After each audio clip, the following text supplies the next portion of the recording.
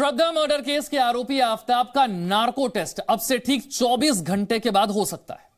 Narco test की मदद से दिल्ली पुलिस उन तमाम सवालों को आफताब से पूछेगी जिससे यह खुलासा हो सके कि आखिर आफताब ने श्रद्धा का मर्डर क्यों किया, उसे क्यों मारा। इसके अलावा दिल्ली पुलिस की टीम देश के 5 राज्यों में पड़ताल में जुटी हुई। अब सवाल यह है कि क्या नार्को टेस्ट के जरिए उन सवालों के जवाब मिल पाएंगे दिल्ली पुलिस को, जो जवाब अब तक नहीं मिले हैं। 24 घंटे के बाद आरोपी आफताब का नार्को टेस्ट होने जा रहा है और साथ ही आफताब के परिवार की भी तलाश की जा रही है। उसके परिवार के सदस्यों से भी पूछताछ होगी, उनके बयान दर्ज किए जाएंगे। श्रद्धा मर्डर केस को लेकर एक और बड़ी खबर यह है कि दिल्ली पुलिस आफताब के परिवार का बयान दर्ज कराने की तैयारी में है। अब दिल्ली पुलिस आफताब के परिवार से संपर्क करेगी और इसके अलावा दिल्ली पुलिस श्रद्धा के मोबाइल की तलाश में भी जुटी हुई है। माना जा रहा है कि श्रद्धा का मोबाइल पुलिस के हाथ अगर लग गया तो इस केस का खुलासा जल्द हो सकता है। ये लोगों को हर रोज जरूरत पड़ने वाली लॉन्ड्री बिजनेस शुरू करके महीने का 3 लाख फायदा बनाते हैं। आपको करना है तो फ्रीडम ऐप को अभी डाउनलोड कीजिए।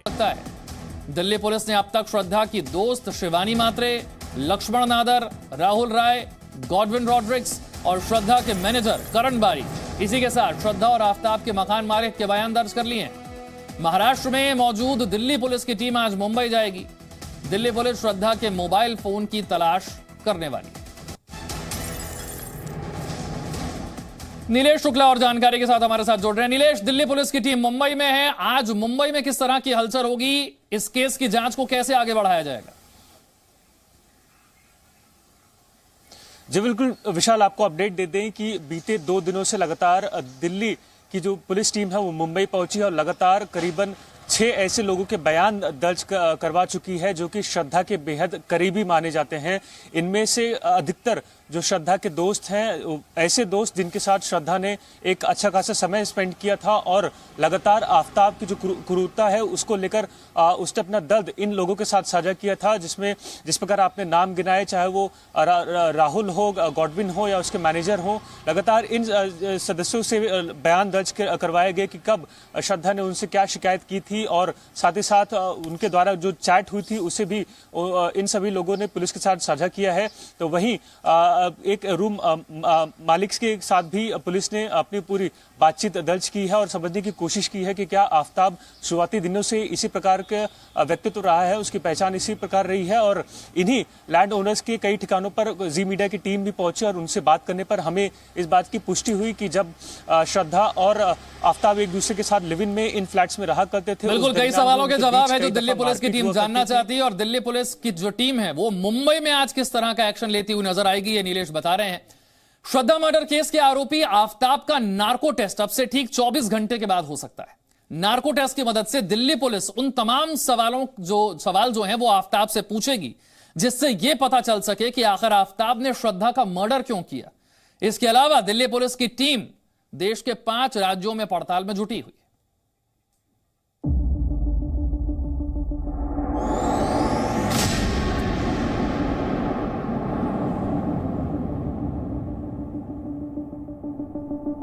24 घंटे बाद आफताब का नार्को टेस्ट। श्रद्धा की हत्या करने के बाद उसके 35 टुकड़े करने वाले दरिंदे का पूरा सच 24 घंटे बाद सामने आने लगेगा, क्योंकि 24 घंटे बाद आफताब का नार्को टेस्ट होने वाला है। सोमवार को दिल्ली पुलिस आफताब का नार्को टेस्ट करा सकती है। दिल्ली के अंबेडकर अस्पताल में आफताब का नार्को टेस्ट हो सकता है। इस दौरान दिल्ली पुलिस आफताब से कुल 50 सवाल करने की तैयारी में है।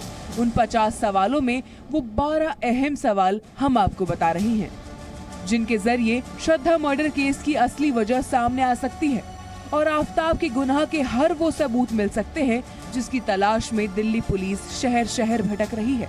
तो आइए जानते हैं वो कौन कौन से सवाल हैं जो नार्को टेस्ट के दौरान आफताब से पूछे जा सकते हैं।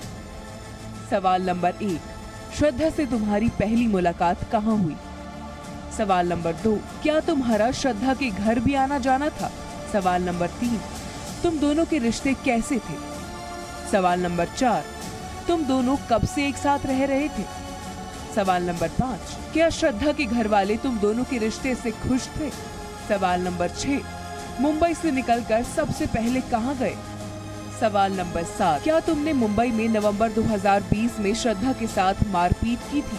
सवाल नंबर 8, दिल्ली कब पहुँचे और दिल्ली में कहां रहे? सवाल नंबर 9, 18 मई को क्या हुआ था? सवाल नंबर 10, श्रद्धा की हत्या कैसे की? सवाल नंबर 11, श्रद्धा के कत्ल के बाद क्या तुम घर पर दूसरी लड़कियों को भी लाते थे? सवाल नंबर 12, क्या तुमने श्रद्धा की हत्या की प्लानिंग कुछ दिन पहले ही कर ली थी या अचानक गुस्से में उसकी जान ले ली? इन्हीं सवालों के जवाब में श्रद्धा मर्डर केस के पहले और बाद की तमाम कड़ियां जुड़ने की उम्मीद जताई जा रही है। श्रद्धा मर्डर केस में जांच का दायरा 5 राज्यों तक पहुंच गया है। गुत्थी सुलझाने के लिए दिल्ली पुलिस की एक टीम हिमाचल के कुल्लू पहुंची। कुल्लू की पार्वती घाटी में पुलिस ने छानबीन की और कुछ सबूत जुटाए हैं। दरअसल इसी साल अप्रैल महीने में आफताब और श्रद्धा कुल्लू के तोश गांव घूमने गए थे, जहां पर दोनों ने ट्रैकिंग भी की थी। वहीं मुंबई में भी श्रद्धा मर्डर केस को सुलझाने के लिए दिल्ली पुलिस की दूसरी टीम पहुंची। मुंबई के वसई मानिकपुर पुलिस स्टेशन में दिल्ली पुलिस की टीम ने श्रद्धा के करीबियों के बयान दर्ज किए। श्रद्धा मर्डर केस को सुलझाने के लिए पुलिस जिन 5 राज्यों में छानबीन कर रही है, उनमें दिल्ली, हरियाणा, महाराष्ट्र, उत्तराखंड और हिमाचल हैं। इन्हीं 5 राज्यों के अलग अलग शहरों में दिल्ली पुलिस की टीम लगातार पड़ताल कर रही है। दिल्ली से रजनीश शर्मा और नीरज गौड़ के साथ ब्यूरो रिपोर्ट, जी मीडिया। तो जिस नार्को टेस्ट को लेकर इतनी चर्चा हो रही है, 24 घंटे में आरोपी आफताब का नार्को टेस्ट होना है, वो नार्को टेस्ट होता क्या है और इससे हासिल क्या होगा, जरा ये समझने की कोशिश करते हैं। आप इसे ऐसे समझ लीजिए कि एक सच उगलवाने का एक जरिया है। नार्को टेस्ट सच उगलवाने का जरिया है, एक परीक्षण की प्रक्रिया है जिसमें आरोपी को एक ट्रुथ सीरम, एक ट्रुथ ड्रग दिया जाता है। इस दवा से अर्ध बेहोशी, आधी बेहोशी की अवस्था में यह पहुंच जाता है। इसके बाद जांच अधिकारी, मनोवैज्ञानिक, डॉक्टर, फॉरेंसिक एक्सपर्ट्स की मौजूदगी में जो जांच अफसर होते हैं वो आरोपी से सवाल पूछते हैं। नार्को टेस्ट के दौरान वीडियो रिकॉर्डिंग भी की जाती है और यही नार्को टेस्ट अब आरोपी आफताब का होने जा रहा है।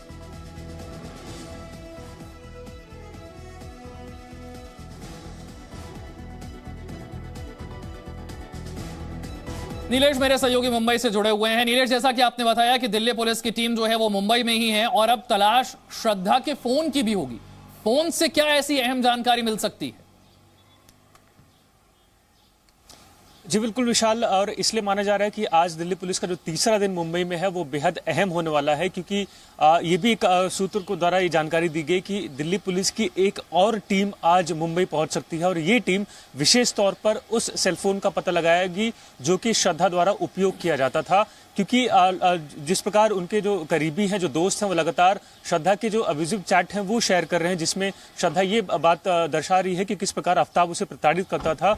अब पुलिस भी इस सेलफोन की तलाश में है, क्योंकि उन्हें ऐसी उम्मीद है कि इस सेलफोन में कई ऐसे राज हैं, कई ऐसे लोकेशंस हैं जो पता किए जा सकते हैं और इस पूरी इन्वेस्टिगेशन में एक अहम भूमिका निभाने वाले जो सबूत हैं वो श्रद्धा के सेलफोन से ही मिल सकते हैं। हालांकि एक अहम पहलू ये भी है कि अब तक पुलिस को, चाहे मुंबई पुलिस हो चाहे दिल्ली पुलिस हो, उन्हें आफताब के परिवार या उनके साथियों की लोकेशन नहीं पता चल पाई है। ऐसे में श्रद्धा के इस फोन को रिट्रीव कर ये भी एक पहलू जांचा जाएगा कि क्या उनमें आफताब के करीबी या आफताब के परिवार के भी कांटेक्ट हैं, जो कि इस पूरे केस में एक अहम कड़ी साबित हो सकते हैं। क्योंकि लगातार श्रद्धा के परिवार द्वारा ये भी स्टेटमेंट दिया जा रहा है कि हमने अपनी तरफ से एक पहल भी की थी रिश्ते को आगे बढ़ाने की, लेकिन आफताब के परिवार वालों ने इस पूरे रिश्ते को ठुकरा दिया था। हमें ठीक है, दिल्ली पुलिस की टीम जो है वो श्रद्धा के फोन की तलाश करेगी और फोन से कई और अहम जानकारियां जुटाने की कोशिश की जाएगी।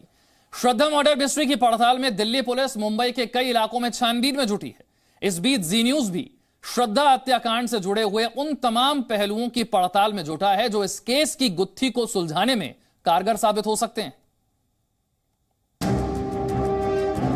आफताब ये अच्छे से जानता था कि लिव इन में रहना गुनाह नहीं है, तो फिर उसने मुंबई की वसई के अलग अलग इलाकों में घर लेते समय झूठ क्यों बोला? इसी सवाल पर मुंबई पुलिस लीगल ओपिनियन लेने की तैयारी में है ताकि आफताब के इस झूठ से पर्दा उठ सके। दिल्ली पहुंचने से पहले आफताब और श्रद्धा एक लंबे समय तक वसई के विभिन्न इलाकों में अलग अलग लोकेशंस पर अलग अलग फ्लैटों में रहा करते थे। उन्हीं में से एक फ्लैट पर हम पहुंचे हैं जो कि वसई में ही ये स्थित फ्लैट है। जी न्यूज की टीम ने वसई के उन तमाम फ्लैट मालिकों से मुलाकात की जिन्होंने श्रद्धा और आफताब को अपने घर किराए पर दिए थे। जी न्यूज संवाददाता नीलेश शुक्ला ने वसई की एक फ्लैट मालिक से मुलाकात की फ्लैट के मालिक ने बताया कि 2020 के लॉकडाउन के बाद श्रद्धा और आफताब को उन्होंने अपना घर एक एजेंट के थ्रू किराए पर दिया था। मेरे सामने वो लोग ने घर खाली किया और फिर मैं अपने घर में रहने को आई कि वो सब एजेंट जो है वो लोग ने उनके साथ कॉन्ट्रैक्ट किया था। हम बहुत सालों से मतलब घर लिया जब से वो लोग वही एजेंट हमारा घर किराए पे देते हैं, सब कुछ वही संभालते हैं। और वो लोग ने बोला था कि मैरिड है करके, ऐसा बोल के हम लोग तो ऐसा देते नहीं थे किसी को, तो वो पूरा विश्वास है एजेंट पे। कई सारे जो आपके सोसाइटी में रहने वाले हैं उनका ये शिकायत थी कि आपस में मारपीट होती थी। मैंने भी सुनी थी, मैंने भी उन लोग से मुँह से यही सुना था, बाकी मैं उनके बारे में कुछ नहीं बता सकती। जी मीडिया की टीम ने मकान मालिकों के अलावा उन पड़ोसियों से भी बात की जिन्होंने बताया कि आफताब और श्रद्धा साल 2019 में सबसे पहले वसई से सटे नायगांव की किनी कॉम्प्लेक्स में रहते थे, लेकिन दोनों के बीच अक्सर मारपीट होती थी। एक दफा ऐसा भी हुआ जब आफताब की मार से बचने के लिए श्रद्धा अपने पड़ोसी के घर में घुस गई थी।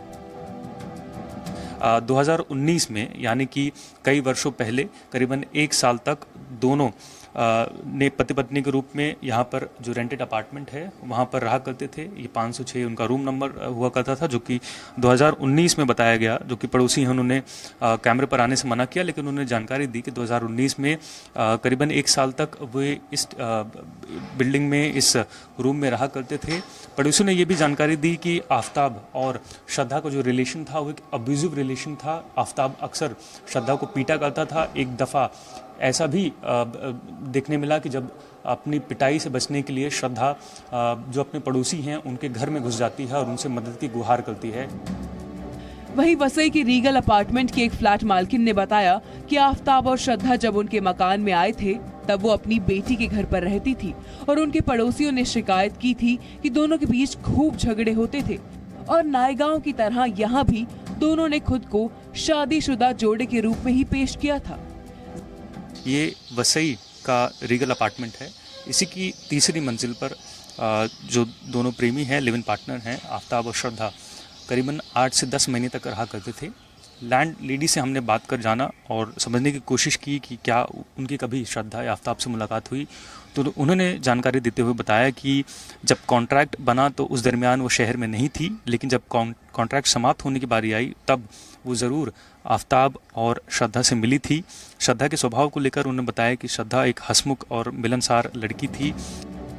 जाहिर है आफताब ये नहीं चाहता था कि श्रद्धा और उसके बीच लिव इन रिलेशनशिप की बात का खुलासा हो। शायद इसी वजह से उसने खुद को हमेशा श्रद्धा के पति के तौर पर पेश किया। हालांकि जब से श्रद्धा के मर्डर की खबर इन तमाम फ्लैट मालिकों तक पहुंची है तो वो भी हैरान है कि आखिर आफताब ने श्रद्धा का इतनी बेरहमी से कत्ल क्यों किया। मुंबई से नीलेश शुक्ला और येशा कोटक के साथ ब्यूरो रिपोर्ट, जी मीडिया।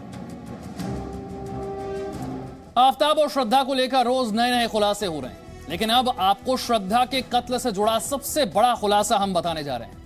यह वो खुलासा है जिससे आफताब फांसी के फंदे तक पहुंच सकता है। सबसे पहले बात करते हैं वो 5 बड़े खुलासे जो हम आपको आगे दिखाएं। पहला बड़ा खुलासा, जो हड्डियां, जो टुकड़े शव के बरामद किए गए हैं, एक लंबी हड्डी बरामद की गई। श्रद्धा मर्डर का क्या इस लंबी हड्डी से कोई कनेक्शन है? शरीर में सबसे लंबी हड्डी फीमर बोन होती है। इस फीमर बोन के जरिए कत्ल का खुलासा हो सकता है। दूसरा बड़ा खुलासा है एक नुकीला हथियार, यानी कि वो हथियार जिससे श्रद्धा का कत्ल हुआ, क्या पुलिस को वो हथियार मिल गया है? इसका खुलासा हम करेंगे। तीसरा बड़ा खुलासा, कपड़े, श्रद्धा के वो कपड़े आफताब के गुनाहों की क्या कुंडली बताएंगे? और चौथा बड़ा खुलासा, श्रद्धा और उसके दोस्त का चैट, इस चैट में आफताब की हैवानियत के किस्से बयां हैं। पांचवा बड़ा खुलासा, चेहरा, ये चेहरा श्रद्धा का है, श्रद्धा की वो तस्वीर जो उसने खुद अपने दोस्त के साथ शेयर की थी।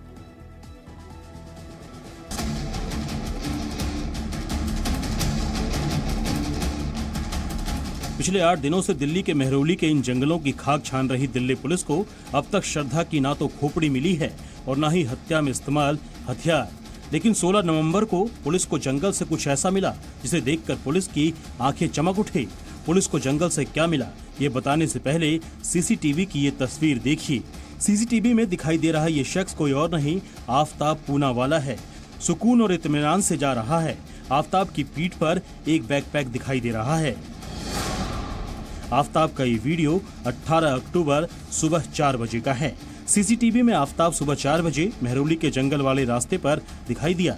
तो क्या इस बैग में आफताब ने श्रद्धा के शव का टुकड़ा रखा था, जिसे वो फेंकने के बाद लौट रहा था? क्योंकि आफताब पुलिस को बता चुका है कि वो रात 2 बजे श्रद्धा के लाश के टुकड़े फेंकने के लिए निकलता था। लेकिन सवाल ये है कि पुलिस को जंगल से अब तक जो हड्डियां मिली है वो इंसान की है या जानवर की? इस सवाल का जवाब देने के लिए अब हम आते हैं उस खबर पर, जब 16 नवंबर को पुलिस को जंगल में ऐसा कुछ मिला जिसे देखकर उसकी बाँछें खिल गई। 16 नवंबर सुबह 9 बजे पुलिस जंगल पहुंची। पुलिस उस जगह पहुंची जहां आफताब हड्डियां फेंकता था। वहां पर पुलिस को एक बड़ी हड्डी मिली। ये शरीर की फीमर बोन कहलाती है। फीमर बोन को जांग की हड्डी भी कहा जाता है। ये हड्डी बहुत मजबूत होती है। 16 नवंबर को दिल्ली पुलिस की टीम छतरपुर इनक्लेव के पास के मेट्रो पिलर के पास जंगल के इलाकों में पहुंची। यहां पर भी पुलिस को कुछ इंसानी हड्डियां मिली। दूसरी बार पुलिस को सर्च के दौरान रेडिसन उल्ना और पेटेला हड्डियां मिली। रेडिसन उल्ना कलाई और कोहनी के बीच की हड्डी होती है। पटेला घुटनों की हड्डी होती है, जिसे नी कैप भी कहते हैं। 16 नवंबर को पुलिस को जो हड्डियां मिली उनमें कुछ असामान्य निशान नजर आए। वो निशान ही आफताब के गुनाहों की ओर इशारा करते दिखाई दे रहे हैं। फीमर, रेडियस उल्ना और पटेला हड्डियां शरीर की बहुत मजबूत हड्डियां होती है। सबसे बड़ी बात यह है कि जंगल से मिली इन हड्डियों पर कट के निशान मिले हैं। कट के निशान तेज धारदार हथियार के हैं। ऐसा लगता है कि हड्डियों को काटने और तोड़ने की कोशिश की गई थी। तो क्या ये श्रद्धा की ही हड्डियां हैं जिन्हें आफताब ने काटने और तोड़ने की कोशिश की? ये फॉरेंसिक और डीएनए जांच के बाद ही पता लग पाएगा। लेकिन पुलिस के पास 2 और ऐसे सबूत हैं जो आफताब के गुनाहों को साबित करने में मदद कर सकते हैं। 16 नवंबर को हड्डियां मिली और 17 नवंबर को दिल्ली पुलिस की टीम आफताब को लेकर एक बार फिर उसके घर पहुंची। पूरी वारदात का रिक्रिएशन किया गया। यहां से पुलिस को 2 अहम चीजें मिली। पुलिस को घर से धारदार हथियार जैसी चीज मिली है। पुलिस को शक है कि कहीं उसी हथियार से शव को तो नहीं काटा गया। हथियार नुमा चीज के अलावा पुलिस को घर से बहुत से कपड़े भी मिले हैं। ज्यादातर कपड़े आफताब के हैं, लेकिन इन कपड़ों में श्रद्धा के कपड़े भी हैं। लेकिन पुलिस को हत्या वाले दिन पहने हुए कपड़े नहीं मिले हैं। लेकिन पुलिस को लगता है कि कपड़ों से कोई ना कोई सुराग जरूर मिलेगा। अब आपको वो सबूत दिखाते हैं जो आफताब के हिंसक और सनक की कहानी बयां करते हैं। इन तस्वीरों को देखिए। ये श्रद्धा की तस्वीर है। इस तस्वीर में श्रद्धा की दाहिनी आंख फूली हुई है। उस पर काला निशान पड़ा हुआ है। नाक पर भी चोट के निशान हैं। दाहिने गाल पर भी चोट के निशान हैं। इस तस्वीर को श्रद्धा ने अपने एक दोस्त के साथ व्हाट्सएप पर शेयर किया था।